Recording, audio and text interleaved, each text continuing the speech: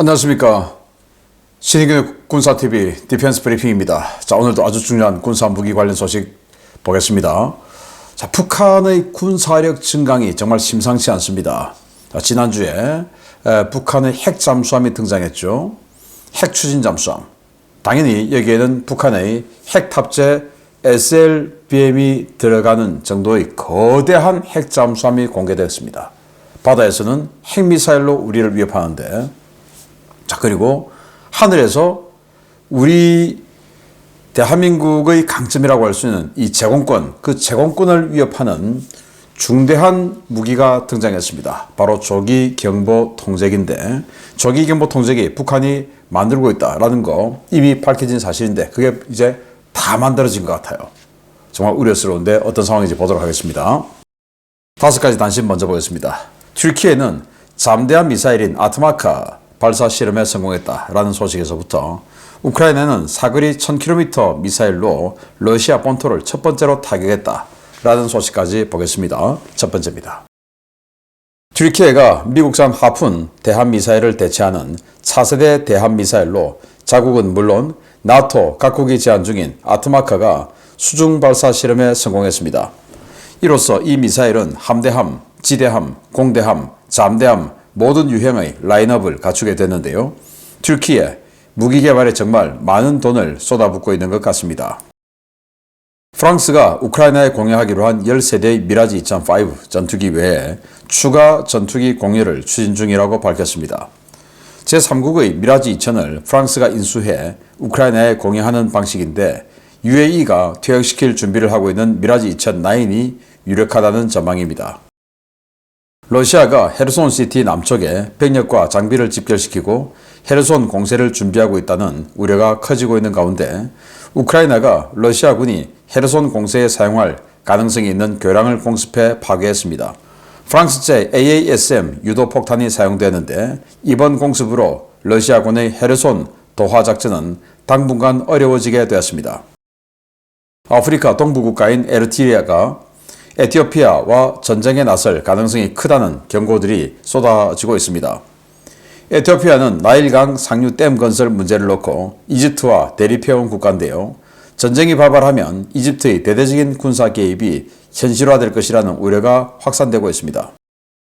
지난해 여름 개발 완료가 발표되었던 우크라이나군의 넵튠 기반의 장거리 순항미사일이 이제야 양산돼 지난 3월 10일 러시아 본토에 처음으로 사용됐다고 우크라이나군이 밝혔습니다. 수미 국경에서 약 120km 떨어진 브란스크주 아스키시노 석유시설 공격에 사용되었는데, 우크라이나 측은 러시아가 이 미사일을 탐지, 요격하지 못했다고 주장하고 있습니다. 네, 튀르키예가 잠대한 미사일 아트마카를 쏘았어요. 지금 그런데 이 아트마카는 그냥 하푼하고 비슷하게 생겼습니다. 날개도 크고 그렇게 비슷하게 생겼어요. 그래서 사거리는 220km 함대함 버전으로, 그리고 지대함 버전으로는 400km 사거리, 마하 0.9, 그리고 시스키밍, 이제 뭐 이런 건데, 그러면 생긴 거나 사거리나 뭐 이런 거 봤을 때 하푼이나 우리 해성이나 뭐 이런 것들하고 큰 차이가 없죠. 하푼은 차치하고서라도 우리 해성도 이 개발된 지가 벌써 20년이 됐는데, 근데 지금 20년 후에 이런 미사일을 만든다라고 하는 것은 요즘 시대하고는 좀 안 맞는데, 아무튼 그래도 자신들의 대한미사일을 함대함, 지대함, 공대함, 잠대함 풀 라인업을 갖추게 됐다라는데 좀 의미는 있을 것 같고, 이 미사일을 튀르키예뿐만 아니고 인도네시아와 말레이시아도 구매하기로 했습니다.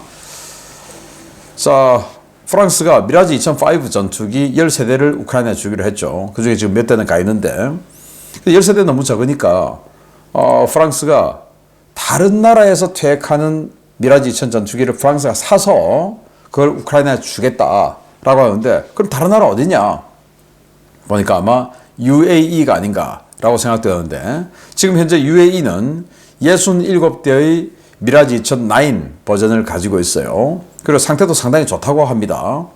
그런데 UAE는 라팔 전투기 지금 80대를 삽니다. 원래는 F-35를 사기로 했는데, 바이든 대통령 들어가면서 미국이 바로 그냥 행정명령으로 첫날 그 계획을 뒤집어 엎어버렸어요. 그래서 지금 이 라파를 사기로 했고, 그러니까 이제 이 잉여물자가 나오게 되죠. 67대가 퇴역을 하게 되는데 그 중에 30대는 모로코에 중고로 팔기로 했어요. 그럼 37대가 남죠.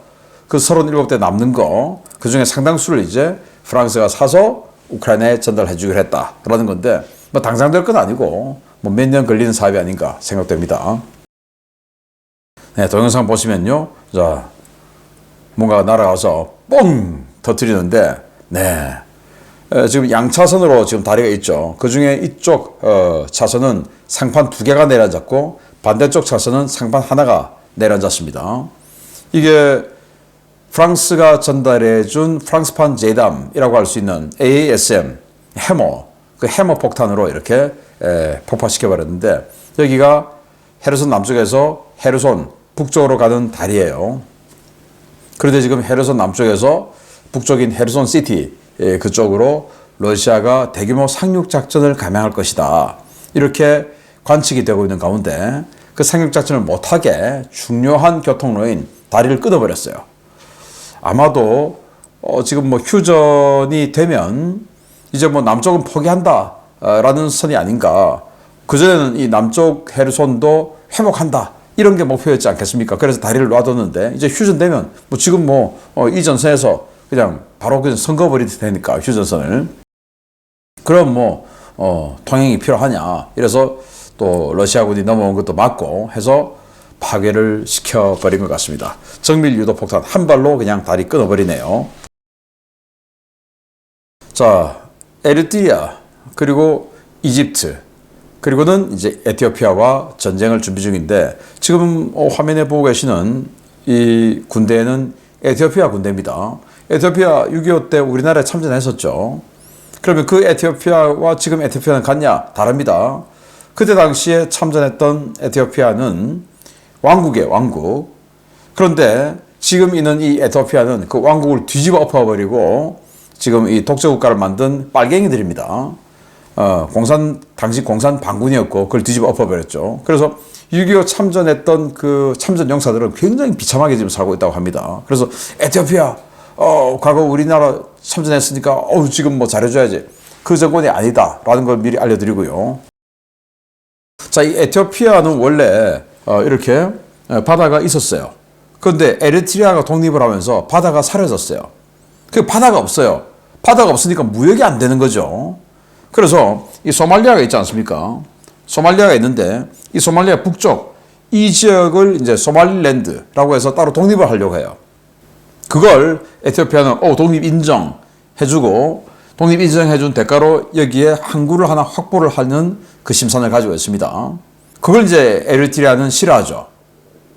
이런 와중에 또 이집트는 소말리아에 또 군대를 주둔시키고 있습니다. 그러면서 에티오피아와 전쟁을 하려고 해요. 왜냐? 여기가 나일강의 시작점인데 나일강 중에서 이제 백나일강이 있고 그 백나일강이에요. 그런데 에티오피아는 전기가 부족하니까 여기다가 댐을 만들어서 수력발전소를 만들어서 전기를 좀 확보하겠다라고 해서 댐을 지금 다 만들었어요. 근데 이집트는 아시다시피 수천 년 전부터 나일강이 범람해서 그 물이 쫙 하면 그걸 가지고 땅을 적시고 그렇게 해서 작물을 생성하고 그렇게 해서 강 주변에 사람이 살고 이런 걸 수천 년 동안 해왔던 게 이집트죠. 근데 이 상류에 댐 만들어 놓으면 나일강에 홍수가 안 생기죠. 그러면 나일강의 주변의 땅은 메말라 버리겠죠. 그러니까 이집트 입장에서는 사활적인 거예요. 댐 만들지 마라. 아니 이 나일강을 가졌으면 상하류 이 관계되는 국가들이 협의를 해야지 혼자 그렇게 마음대로 하면 되냐. 그럼 에티오피아는 그럼 니들이 전기 줄래? 이제 이렇게 해서 그냥 세워버린 겁니다. 그걸 이제 댐을 부숴버리기 위해서 이집트는 그 군사작전을 하려고 하고 있고 에리트리아는 니들이 우리에게 돈 주고 항구 사용해줘. 어디 지금 엉뚱한 데로 가? 이렇게 해서 전쟁을 하려고 하는데 아마 전쟁이 일어나지 않을까라는 생각이 듭니다.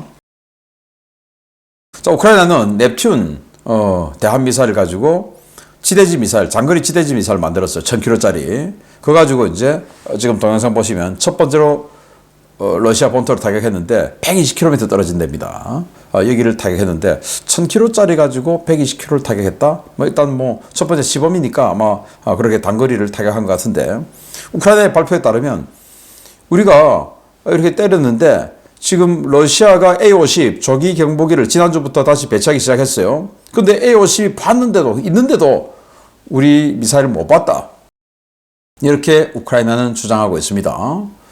지금 뭐 일단 타격은 받고 불타는 것은 확인이 됐으니까 단지 조기 경보기가 상공에 있었냐 없었냐 이건 우리가 알 수가 없는데 어쨌든 우크라이나 말로는 조기 경보기 있었는데도 못 봤다라고 이야기하는데 바로 그 조기 경보기를 지금 북한이 다 만들었다는 겁니다. 러시아와 똑같은 조기 경보기 보겠습니다. 지난해 포착된 북한의 조기 경보기가 완성 단계에 접어든 모양입니다. 북한이 해당 항공기 첫 비행을 준비하고 있으며 전력화를 위한 작업들이 빠르게 진행되고 있다는 소식입니다. 북한이 조기 경보기를 갖추면 다음 수순은 신형 전투기 도입과 장거리 공대공 미사일 도입입니다. 북한이 평양 순안공항에서 기존의 일류신 76 화물 수송기를 개조해 제작 중인 조기 경보기가 거의 완성되었으며 이에 따라 최초 작업장을 떠나 첫 비행 준비를 진행 중인 것으로 보인다고 복수의 오신트 소식통들이 리포트했습니다. 북한은 지난 2023년 9월 순안공항 정비창 인근에 새로운 출입 통제 구역을 설치하고 이곳에 일류신 76 수송기를 가져와 모종의 개조 공사를 진행해 왔는데요. 23년 12월에는 레이더 설치를 위한 거치대가 장착되고 이후 약 1년 동안 항공기 동체 상부에서 대대적인 개조 공사가 진행되는 것이 식별되어 왔습니다. 이 항공기는 지난해 11월 경납고로 이동한 뒤 약 4개월 동안 모습을 감췄는데요. 지난 2월 동체 상단에 흰색 삼각형이 그려진 원형 레이돔이 장착된 채로 경납고에서 나왔고 3월 14일에는 비행 준비를 위한 경납고 인근에 주기된 모습이 식별되었습니다. 이 항공기는 일류신 76 수송기를 기반으로 제작된 러시아의 A-50U와 거의 동일한 형상을 가지고 있는 것으로 파악되고 있는데요. 미국 군사 전문 매체 더 워조는 이 항공기가 러시아에 대한 무기와 탄약 제공, 파병 대가로 기술과 부품을 넘겨받아 제작되었을 가능성을 제기하고 있습니다. 더 워조는 북한 조기 경보기가 복잡한 전투 관리와 지휘 통제 기능을 어느 정도까지 발휘할 수 있을지는 의문이지만 상당한 거리까지 공중 기반 레이더 범위를 확장할 수 있다는 점에서 한국의 공습에 대한 조기 경보를 제공하는 능력은 크게 향상될 것이라고 평가했습니다. 북한이 이러한 조기 경보기를 실전에 배치하게 되면 우리 군이 대량으로 운용 중인 순항미사일들의 가치가 크게 떨어지는 것은 물론 조기 경보기와 연계해 작전할 수 있는 북한의 신형 전투기들에 의한 우리 공군 전투기들의 생존성 약화도 우려되는데요. 북한이 그동안 갖지 못했던 유형의 자산을 새로 갖추는 만큼 우리 군도 그 대책 마련을 서둘러야 하겠습니다. 네, 이 사진이 3월 14일 상업용 위성이죠. 맥사를 통해서 촬영된 사진입니다. 네, 일류신 76 수송기의 상부에 누가 봐도 레이더다 라고 느껴지는 원형 레이돔이 딱 장착되어 있습니다. 이제 다 만들었다 이거죠. 그리고 끌고 나왔어요. 여기 지금 토잉카가 있는 것 같은데 끌고 나왔어요. 그러면 이제 비행을 하겠다 이 말이 되겠죠. 자, 이게 이제 이렇게 공사를 하고 있던 그런 24년 9월 8일의 모습이었어요. 여기 지금 등짝에다가 뭔가 갖다 붙이기 위한 공사를 하고 있죠. 자, 그런데 여기 지금 비즈니스 제트기 하나 보입니다. 북한에는 이렇게 생긴 비즈니스 제트기가 없어요. 그런데 비즈니스 제트기가 어디서 왔냐? 아마도 러시아에서 이 조기 경보기 공사를 해주기 위해서 온 기술자들이 타고 온 제트기가 아닌가라고 생각이 되는 정황이죠. 그리고는 이제 다 만들었다라는 건데, 자, 아까 뭐 우크라이나에서 미사일 못 봤다라고 하는 그 A-50 조기 경보기와 똑같은 겁니다. 비행기도 똑같고 지금 생긴 형상, 이 레이더 형상도 똑같아요. 자, 이렇게 됐을 때 우리에게 주는 위협은 뭐냐? 일단 우리나라는 순항미사일을 많이 가지고 있습니다. 그 순항미사일의 장단점이 분명하죠. 단점은 속도가 느려서 레이더에 탐지가 되면 요격될 확률이 아주 높습니다. 뭐 그냥 우리가 타고 다니는 국내선 여객기 그 항공기 속도 정도밖에 안 되니까 걸리면 그냥 가는 거죠. 그런데 장점은 뭐냐? 저공비행을 하는 겁니다. 그래서 레이더들은 산꼭대기에 주로 많이 있죠. 그 산꼭대기에서 전방 밑을 보는 게 아니고 하늘을 보고 있습니다. 위로 15도 각도로 위로 다 보고 있어요. 그러면 그 산꼭대기에서 15도 각도로 위로 보고 있으니까 그 밑으로 날아가면 볼 수가 없죠. 그렇게 해서 저공 침투 비행을 지형을 따라서 산이 있으면 산을 골짜기를 따라서 이렇게 가기 때문에 탐지가 안 되는 거예요. 그런데 이걸 하늘에서 봐버리면 그 골짜기 사이를 뱀처럼 헤집고 오는 이 순항 미사일들이 보이는 겁니다. 실제로 AN-2 북한의 저공 침투 비행기 그거 굉장히 위협적이었는데 우리나라가 조기 경보기 2012년부터 도입하고 지금 13년 차가 됐는데 그 도입하고부터는 AN-2가 위협이 안 돼요. 왜? 하늘에서 보면 다 보이니까. 저도 직접 제 눈으로 봤습니다. 그 레이더를. 다 보여요. 그러면 우리 순항미사일이 그렇게 많은데 북한을 때리러 들어간 순항미사일 이제 다 들킬 가능성이 있다라는 거고 또 우리 한미연합 특수전 부대가 있죠. 이 참수작전 부대라든지 또는 북한에 침투하는 부대라든지 헬기로 또는 이 MC-130 수송기 저공 침투 비행을 하는데 그거 다 보이는 거죠. 하늘에서 보면. 이제 이런 위험성이 생겼다라는 건데 그러면 이 조기 경보기를 우리가 어떻게 해결할 것이냐. 개전과 동시에 바로 그냥 때려서 없애버려야 되겠죠. 그런데 개전과 동시에 바로 때려서 없애버리는 건 당연한 일인데 개전 전에 우리가 침투해야 될 일이 있는데 이게 이제 다 보는 겁니다. 자, 그래서 우리의 어떤 그 특수전 전략이라든지 또 공군의 타격 우선순위라든지 이런 것들이 전부 이제 바꿔야 되는 이런 상황이 되는데 빨리 선제적으로 북한 조기 경보기 이제 실전 배치됐어. 그때 준비하지 말고 이미 지금 나왔으니까 지금 미리 세팅을 해서 이번 여름 한미연합훈련 때부터 이 조기 경보기를 어떻게 해결하고 어떻게 피해서 작전하고 하는 그런 훈련을 하는 선제적인 우리 한국 공군, 한국 합참이 되기를 기대하고 북한이 자꾸 이렇게 신형 무기, 선진적인 무기를 자꾸 도입하게 돼서 불안하기도 합니다. 마치겠습니다. 감사합니다.